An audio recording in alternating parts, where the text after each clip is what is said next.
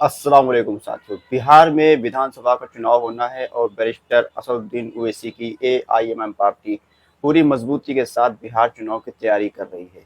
खबर आ रही थी कि एमएम पार्टी को महागठबंधन के अंदर एंट्री मिलेगी, लेकिन महागठबंधन के अंदर असदुद्दीन ओवैसी की एंट्री इतनी ज़्यादा आसान नहीं है, क्योंकि बैरिस्टर असदुद्दीन ओवैसी की जो पॉलिटिक्स है वो मुस्लिम वोटों के इर्द गिर्द घूमती है। लेकिन ये जो सेकुलर पार्टियां हैं जैसे आरजेडी है, कांग्रेस है, ये कभी नहीं चाहेंगे कोई मुस्लिम लीडरशिप पनपे, मुस्लिम लीडरशिप मजबूत हो और उनको हिस्सेदारी देनी पड़े।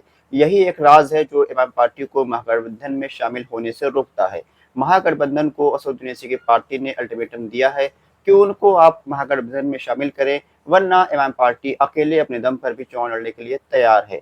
बिहार के अंदर असदुद्दीन ओवैसी की इमाम पार्टी की ताकत किसी से ढकी चुकी नहीं है। पिछले विधानसभा चुनाव में इमाम पार्टी ने 19 सीटों पर चुनाव लड़ा था और 5 सीटों पर धमाकेदार जीत हासिल करी थी, जिसके बाद सबको ये लग रहा था कि बैरिस्टर ओवैसी साहब की जो लोकप्रियता है पूरे हिंदुस्तान के अंदर फैल चुकी है। और बिहार एक ऐसा राज्य है जहां पर तेलंगाना के बाद इमाम पार्टी के सबसे ज्यादा विधायक हैं। सीमांचल के इलाके में इमाम पार्टी की लोकप्रियता काफी ज्यादा बढ़ी हुई है। सीमांचल के इलाके से ही ये पांचों विधायक चुनाव जीत कर आए थे। हालांकि 2 साल के अरसे के भीतर ही इन 5 में से 4 विधायकों को आरजेडी ने तोड़ लिया, उनको अपनी पार्टी में शामिल कर लिया था। उसके बाद लोगों का कहना था कि सीमांचल के इलाके से इमाम पार्टी का वजूद खत्म हो जाएगा, लेकिन उसके उल्टा हुआ, बल्कि सीमांचल में उससे भी ज्यादा मजबूत स्थिति में इमाम पार्टी इस वक्त आ चुकी है।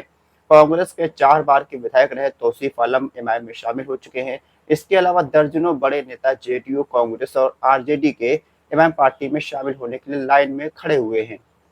अब यहाँ पर आरजेडी को और कांग्रेस को तय करना है कि वो इमाम पार्टी को गठबंधन में शामिल करेगी या फिर आने वाले विधानसभा चुनाव में इमाम पार्टी को नजरअंदाज कर कर चुनाव में उतरेगी, जिसका नतीजा ये निकलेगा कि भारतीय जनता पार्टी और एनडीए की सरकार एक बार फिर से बिहार में बनेगी और तेजस्वी यादव विपक्ष के नेता बनकर रह जाएंगे। इमाम के जो राष्ट्रीय प्रवक्ता हैं आदिल हसन आजाद, जो कि यूथ अध्यक्ष हैं बिहार के, उन्होंने एक टीवी चैनल में डिबेट के दौरान ये बताया है कि हमने आरजेडी हो या कांग्रेस हो या लेफ्ट हो, महागठबंधन को ऑफर दिया है कि आप हमसे हाथ मिलाए, हम आपको मुख्यमंत्री बनाएंगे और आप मुख्यमंत्री बने, हमको सिर्फ और सिर्फ हिस्सेदारी और हक हुकूक चाहिए सीमांचल के लिए। लेकिन उसके बावजूद अब तक महागठबंधन की तरफ से कोई भी सिग्नल इमाम पार्टी को शामिल करने के लिए नहीं दिया गया है। महागठबंधन के अंदर इस वक्त तकरीबन 4-5 पार्टियां हैं, जैसे कि लेफ्ट की 3 पार्टियां, कांग्रेस, आरजेडी और वीआईपी पार्टी, इसके मुखिया मुकेश सहनी हैं, जो कि अपने बलबूते पर एक सीट जीतने की भी हैसियत नहीं रखते हैं।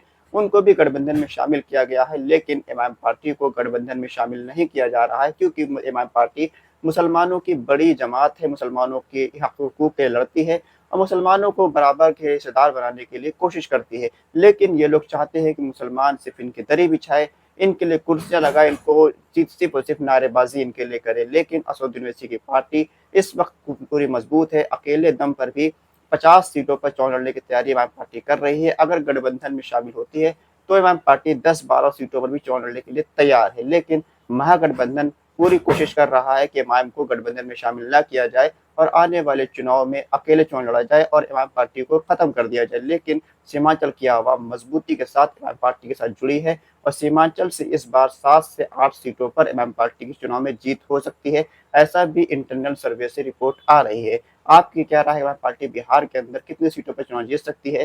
क्या महागठबंधन में इमाम पार्टी को शामिल करना चाहिए या नहीं? अपनी राय कमेंट बॉक्स में लिखकर जरूर बताइए। खुदा हाफिज।